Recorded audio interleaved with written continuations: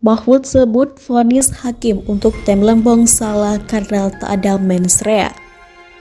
Dilansir dari kompas.com, mantan Menko Polhukam Mahfud MD menilai vonis 4,5 tahun penjara yang dijatuhkan Hakim Pengadilan Tindak Pidana Korupsi Jakarta terhadap mantan Menteri Perdagangan Thomas Trikasih Lembong alias Tom Lembong adalah salah.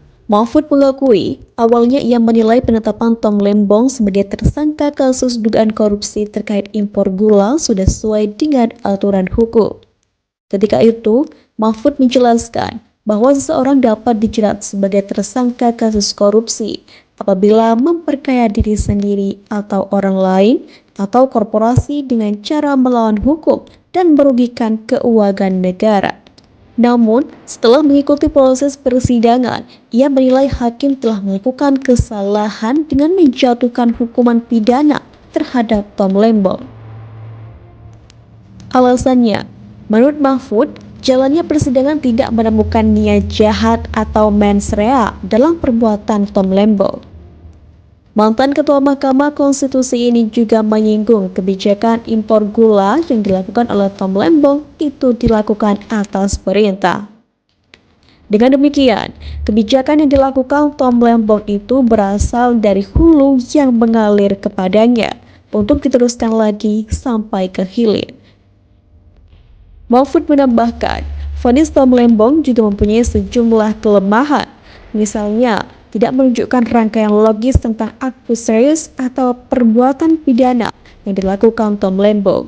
Pakar hukum tata negara ini juga menilai vonis tersebut lemah karena hakim membuat hitungan kerugian negaranya dengan cara sendiri, bukan merujuk pada perhitungan resmi yang dibuat oleh BPKP.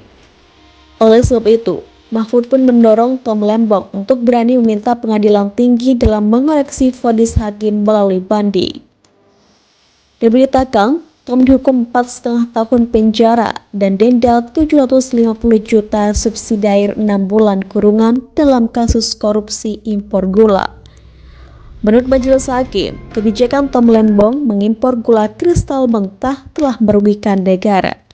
Kerugian itu timbul akibat kemahalan harga pembelian gula kristal putih PT PPI kepada perusahaan gula swasta yang mengimpor gula kristal mentah atas izin Tom Lembong. Majelis menyebut harga pokok penjualan gula saat itu 8.900 per kilogram. Namun, PT PPI membeli dari para produsen itu senilai 9.000 per kilogram. Hakim pun menilai kebijakan Tom Lembong dalam mengimpor gula hanya mengedepankan ekonomi kapitalis, alih-alih ekonomi Pancasila.